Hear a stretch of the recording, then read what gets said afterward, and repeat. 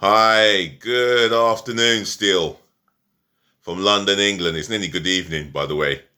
Sorry that I'm late, but you know what they say, better late than never.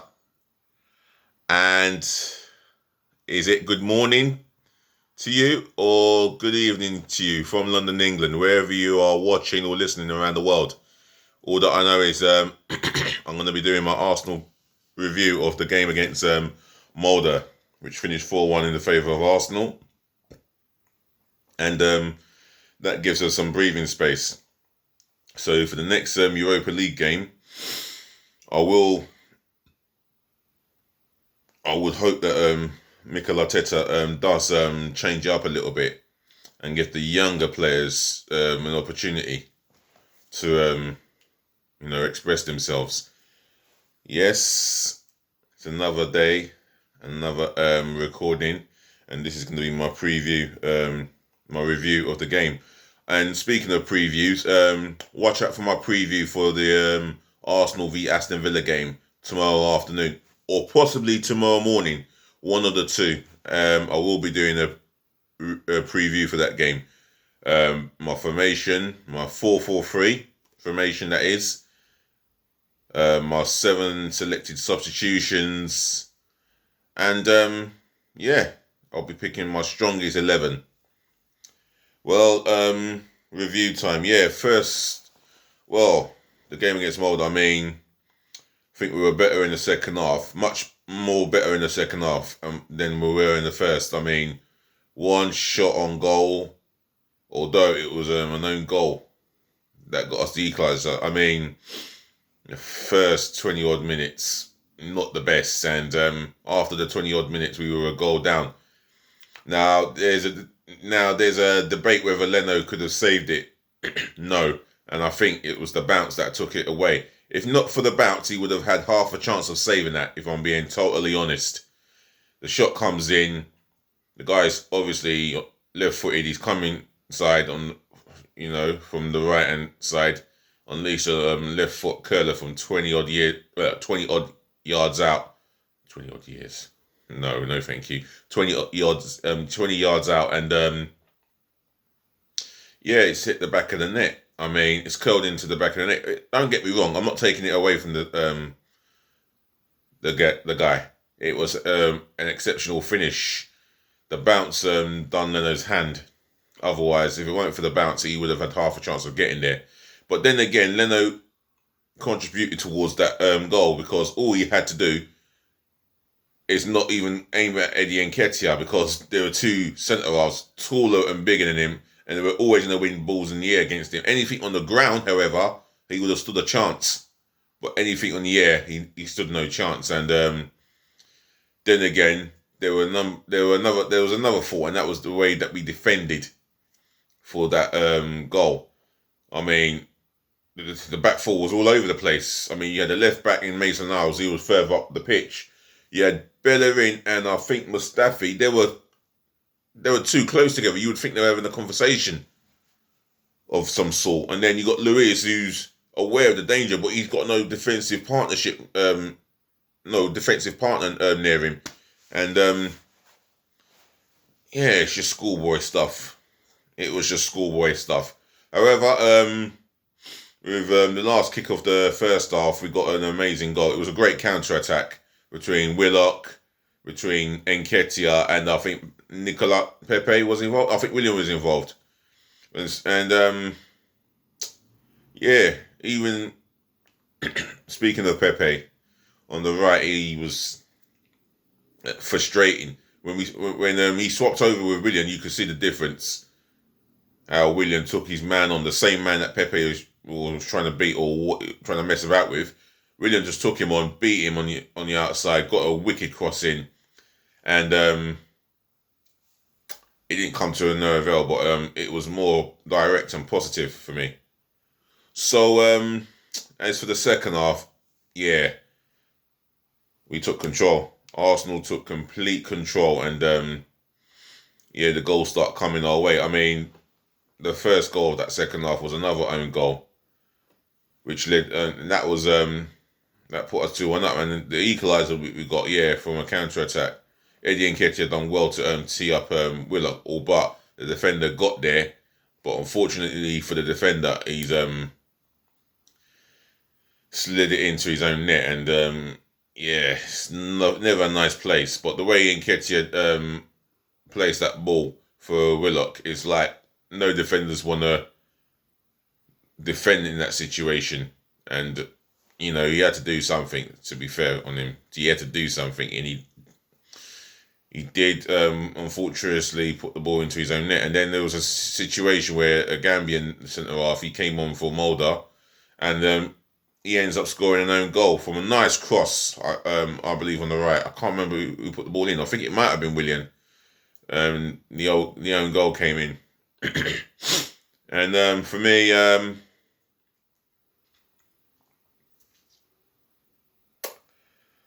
and there was a good move on the left hand side. Bukayo Saka comes on. The cross, or the cutback cross was not only immaculate, but he he knew Nicolas Pepe were going to arrive late around the box area, around outside the box, and my word, Pepe took his finish well. He come on for Bukayo Saka with a good assist. He's just getting better and better and much better. I'll tell you what, signing that long-term contract has done him the world of good, because that valuation is only going up and up and up and beyond. So I'm pleased for him to come on and make a contribution. As for the fourth goal, yeah, Willock, he tried all evening to score. I think there was more opportunities in that second half, and he was part of it. He had about 2 or 3. I think he had about up to 3, and he did score one of them. And I like the way he took his opportunity. It was a ruthless finish, top middle of the net. Keepers don't save them, and yeah, it was an outstanding second half performance. The football was superb. It was what we wanted to watch all along. Even in the first half, I can tell you what, it was worth a watch. The first half, we have to forget about that. Molde was slightly the better team, I feel. Maybe I got that wrong. Any Arsenal fans or Molde fans that care to speak on this channel, leave it in the comment section below. The second half, I was more pleased with the second half. I think that we were much more in control. Towards the business end of that second half, you can see the Molde players were getting tired. And that's no disrespect to them, because they did put in a good shift, especially in the first half, and they deserved their goal. Without a shadow of a doubt, they deserved to take the lead. And I think it was a wake-up call. And that just shows you the character Arteta's built in a short space of time. We got a goal down, and the way that we responded is by keeping our calm, not panicking, and keep doing the things that we were doing in order to push for the equaliser, albeit a fortuitous own goal. Right, other than that, I want to get into the player ratings. Bird Leno, he contributed towards the goal, but the goal itself, the Molde goal itself, wasn't his fault. I think I'm going to give him...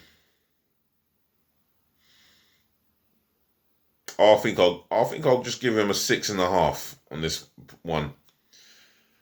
Yeah, he just needs to cut out these. I'm going to give him a 6 actually, because there's some odd mistakes that he needs to cut out, because he can become a world-class goalkeeper. I don't think he's quite world-class yet, but he's got every potential to be that world-class goalkeeper. And I do like the saves that he makes, and I admire the way that he plays out from the back. He suits the philosophy, but for me, he's got to cut out the odd mistake, because he could cost us. However, he gets a 6 this evening. Let's hope he does better v Villa. He will be picked for that game. That I would know, and I would pick him for that game. But that'll be tomorrow's preview v Aston Villa at home before the international break. Right, moving on to the back four.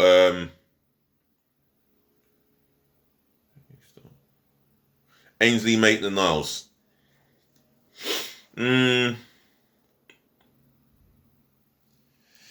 Yeah, he was a bit sloppy in possession at times. I counted 3 times where he gave the ball away.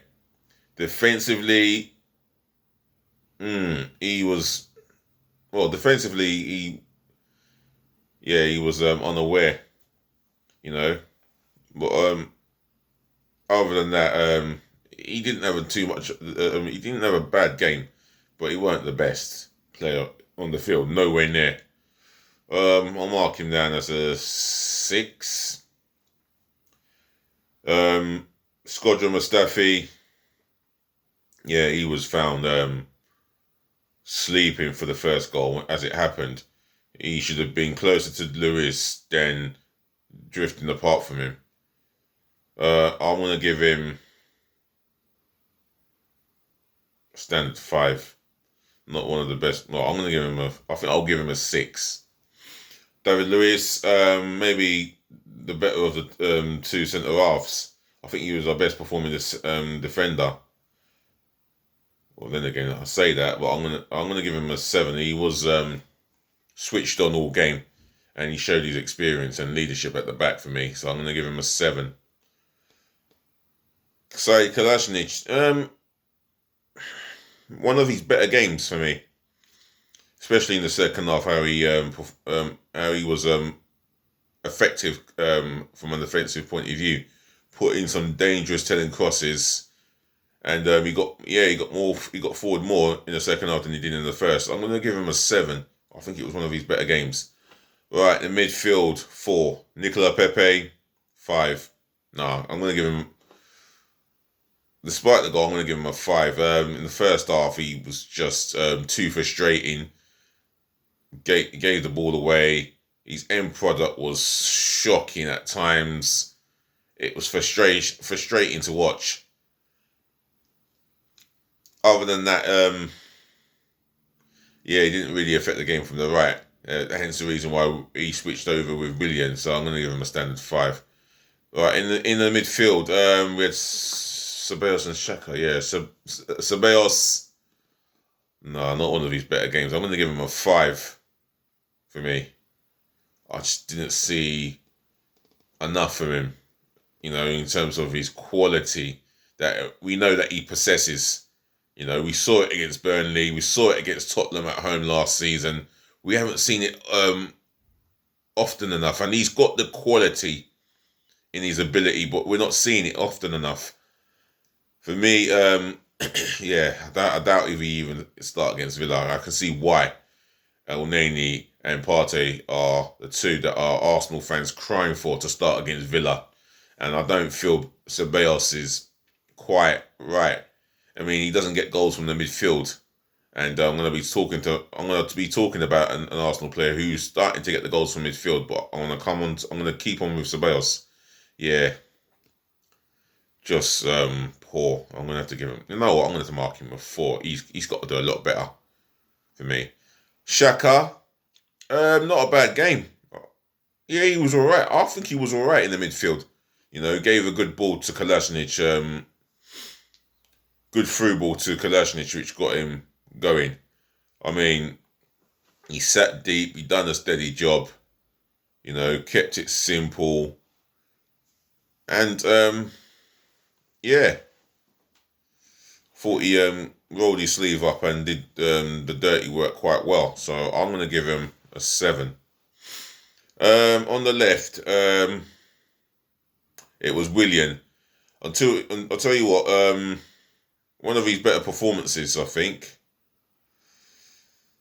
I mean, he showed a lot of ability when he swapped over Pepe, and you could see it in the crosses that he was producing. I'll tell you what, I'm going to give him a 7.5 because he got better as the game grew. For me, his end product was on point, and he was direct, especially in that counter attack because he was involved in that equalising goal. He played a part in that, I felt. So I'm going to give him a 7.5. Joe Willock, for me, man of the match. He gets an 8.5. What a performance! He kept going. He missed opportunities, but he kept going. And I'll tell you what, the way he drives through defenders and skips past them, and the way that he plays the game, you know, the way he plays the game as a professional footballer, you can see he's got so much ability and so much to offer. I think if he works on his end products, yeah, on his decision making, he's gonna go on to become a footballer, a better footballer, more than a footballer. In fact, a fantastic footballer, and he's that Arsenal player that is getting goals from the midfield. He's got 2 in 3 Europa League games, and he's got goals in him. That's one thing I've noticed about Joe Willock. He has got goals. He arrives late in the box. The only Arsenal player that we had that did that was Aaron Ramsey. So, that's a plus for him. Although we Arsenal fans need to pipe down. I mean, he had a good game, a very good game for me.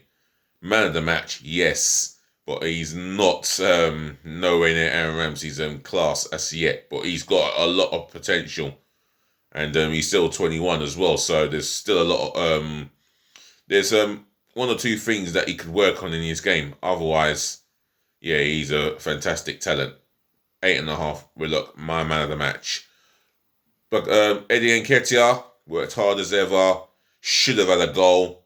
As the cross came in on the left from Nicolas Pepe, he was off. He was onside. Willock was the one who was offside. That goal was a legitimate goal. Now, if we had VAR, he would have had a goal for himself. But other than that, he worked hard. He kept going. He had a couple of opportunities for himself that he missed. However, his movement in the box is unique. I do like his movement, and his work rate is so unique. I really like his work rate, and he kept going. He never gave up. I'm going to give him a standard 7. Substitutions, Bukayo Saka. I'm going to give him a 7. Not only did he come on and affect the game, he played a key pass to Nicolas Pepe, which made it 3-1 Arsenal, and Pepe took his chance well. It was a clinical finish, and he played a part in that assist. He can even play he's another one who could be thought of playing as a number 10. He came on with how many minutes to go, and he made an impact. So yeah, he's getting a 7. Bukayo Saka. Who else came on? Oh, let me think. Mohamed El Neni didn't really have time to affect the game as such, and have to give him a standard 5. I know Partey Aubameyang didn't come on. Thank goodness. Xhaka and Sabella started. Who came on? There was 2 more. I think there were 2 more Arsenal substitutions that came on. Kieran Tierney, I think he came on. I'll mark him.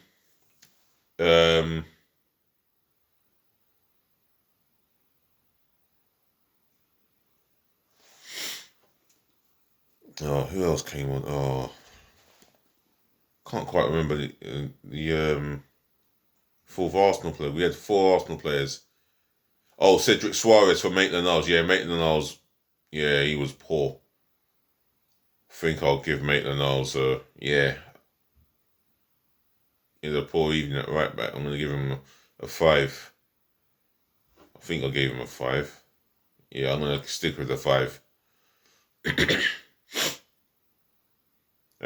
Cedric Suarez, he didn't have enough. Well, I'll tell you what. He could have created another Arsenal. He created another Arsenal attack by running with the ball, and I do like that. I'm going to give him a 6 for the effort that he made. He made a lot more. He did a lot more than what Maitland-Niles did during the majority of the 90 minutes. So I'm going to give him a 6. And that concludes my substitutions, ratings, and my player ratings. My manager, Mikel Arteta, I'm going to give him an 8. He rallied these players in the dressing room. He must have said a few words. And they come out in the second half totally a different team. So 8 for Mikel Arteta for his motivation. As for the ref, 3. That's all I can give him. I mean, I suppose you let the game flow. No, let me give him a 4. Yeah, you can have a 4. I'll change that from 3 to 4. Have a 4 and be done with it. You let the game flow. There was not many nasty tackles out there. And just what you had to do. But he needs to sort out his linesman who can operate a digital earpiece or whatever it was that he had problems with. His linesman. What an embarrassment! What an embarrassing evening for his linesman, though. But the ref can have a 4. I suppose he did a reasonable job, and that includes my overall ratings. Yeah. Yet again, to the ladies, to the gentlemen, to the boys, to the girls, I thank you for watching.